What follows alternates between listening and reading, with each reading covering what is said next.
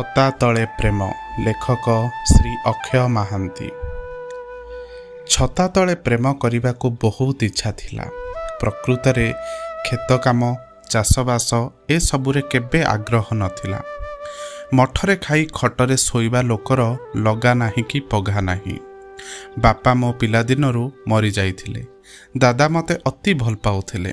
ଦାଦା ଖୁଡ଼ିଙ୍କର ଖାଲି ଝିଅ ଥିଲେ, ତେଣୁ ମୋତେ ଅତି ଗେହ୍ଲା ପୁଅ କରି ରଖିଥିଲେ। ବେଳେବେଳେ ଦାଦାଙ୍କ ସାଙ୍ଗରେ ଯାଉଥିଲି ଆମ ଜମି ଉପରକୁ, କେତେବେଳେ ରୁଆ ଓ ବେଉଷଣ ଦେଖିବାକୁ, କିନ୍ତୁ ଧାନ କଟା ଦେଖିବାକୁ କେବେ ଯାଇନଥିଲି। ଧାନ କାଟିବାକୁ ଆସନ୍ତି ଅଭିଜ୍ଞ ମୂଲିଆ ଅର୍ଥାତ୍ ବୁଢ଼ାବୁଢ଼ୀ, କିନ୍ତୁ ରୋଇବାକୁ ଆସୁଥିଲେ ସୁନ୍ଦର ସ୍ୱାସ୍ଥ୍ୟବତୀ ସଘନ ସ୍ତନା ଆଦିବାସୀ ଝିଅମାନେ। ଇଏ ମୋର ପ୍ରାକ୍ ଯୌବନ କାଳର ଅଭିଜ୍ଞତା।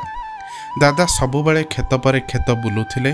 ମୁଁ ଗୋଟିଏ କ୍ଷେତ ହିଡ଼ ଉପରେ ବସି ଯୁବତୀମାନଙ୍କର ଖସି ଯାଇଥିବା ଲୁଗା ତଥା ସେମାନଙ୍କ ଶରୀରର ବର୍ତ୍ତୁଳ ଓ ନିଭୃତ ଅଙ୍ଗ ଦେଖୁଥିଲି।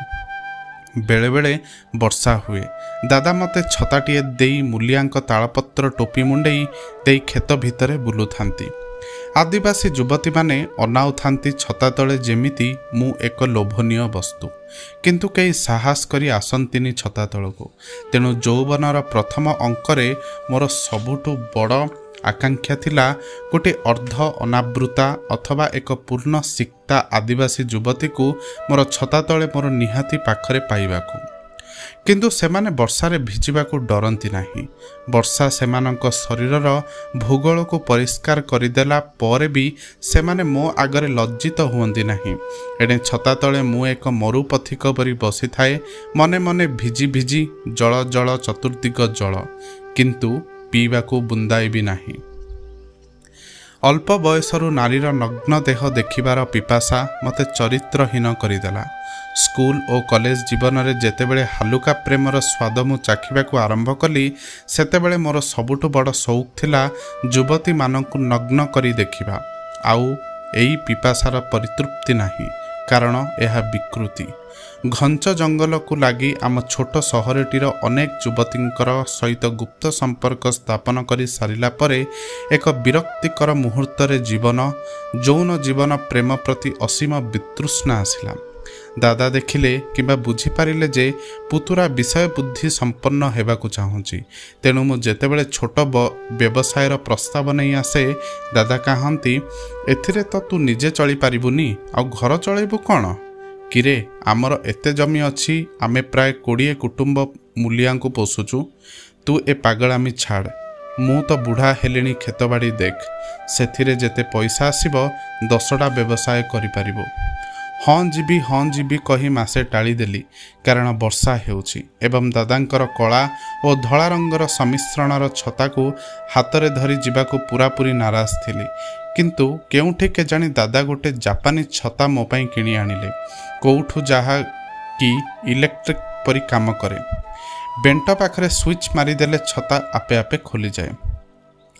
ଛତା ଧରି ରବର ଜୋତା ମାଡ଼ି ମୁଁ ଚାଲିଲି କ୍ଷେତ ପାଖକୁ। ଆମ ପୁରୁଣା ହଳିଆ ମାନେ ମୋତେ ନମସ୍କାର କଲେ, କ୍ଷେତ ଚିହ୍ନେଇ ଦେଲେ। ନୂଆ ହଳିଆ ମାନେ ଗୋଟିଏ ଗୋଟିଏ ମୁଣ୍ଡିଆ ମାରି ଦୂରେଇ ଗଲା।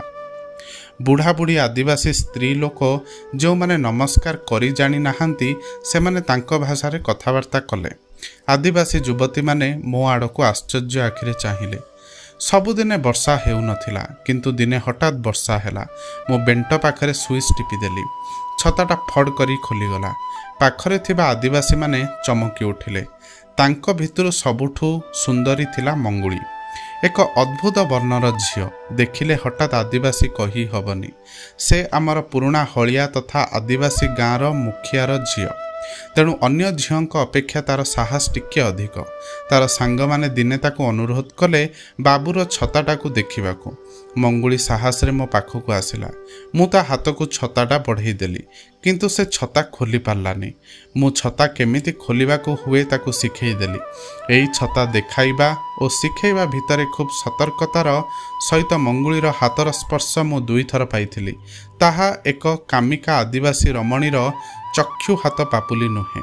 मोर सीमित यौन अभिज्ञता भितर एक बद्धमूल धारणा थिला जे मुखमंडल जेपरी हृदयर दर्पण, हाथ पापुली मध्य सेपरी यौन जीवनर दर्पण।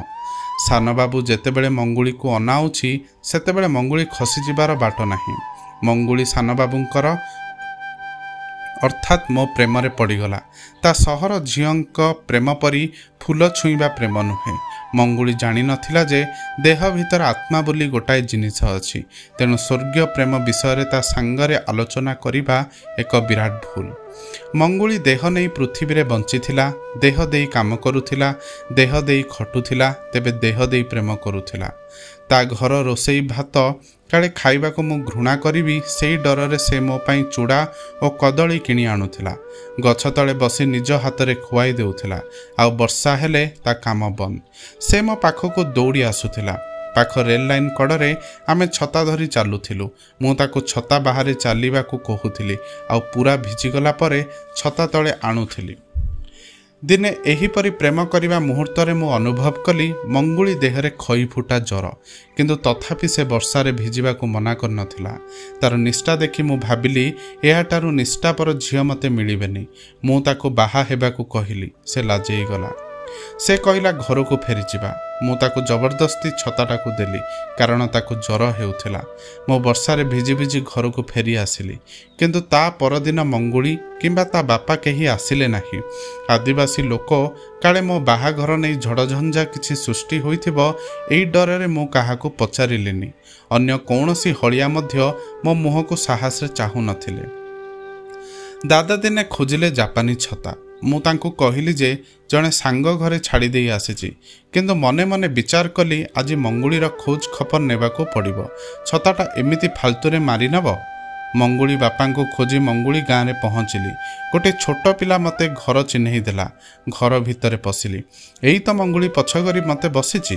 मो बड़ पाटी करी मंगुली बापांको खोजिली, तेणु बापा नाही बोली कहिला। मो प्रेमिक स्वर डाकिली, मंगुली तू आसिलु बाबू। मंगुली मुह बुलाइला।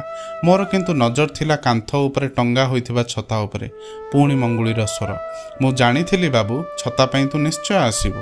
मोर नजर नाई आसिला मंगुली उपरकू। ए कौन होइছে मंगुलीर? ए तो मंगुली नुहे। मुहरे असंख्य बसंत क्षत, एपरिक गोटी आखि मध्य नष्ट हो जाइछि। ये कौन हैला मंगुली तोर? मो पापर फल बाबू।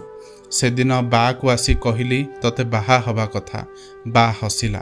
गाँव रे लोक हसिले। समस्ते कहले तू कौन सतसतिका मते बाहा हबु? मु भी भाबिली तू कौन सतसतिका मते बाहा हबु? मन कहूतिला तू मते सतसतिका बाहा हबु, किंतु गाँ लोकंकर कथारे पड़ी भाबिली तू मते ठकुचु, तेणु मु भी तते ठकीदेवी। राति पाहिला बेलकू देह सारा ठाकुराणी। मु फेरी आसिली। अध बाटरे गोटे छोट पिला मो पुराणा छता फेराई दे गला। से छतार असंख्य कणा। से छता आज भी धरी मु बसिछि मोर शेष विचार को अपेक्षा करी, कारण मते केही लोक प्रभावित करि नथिले भी मु प्रकृतरे मंगुली ठकिबाकू चाहिथिली। धन्यवाद।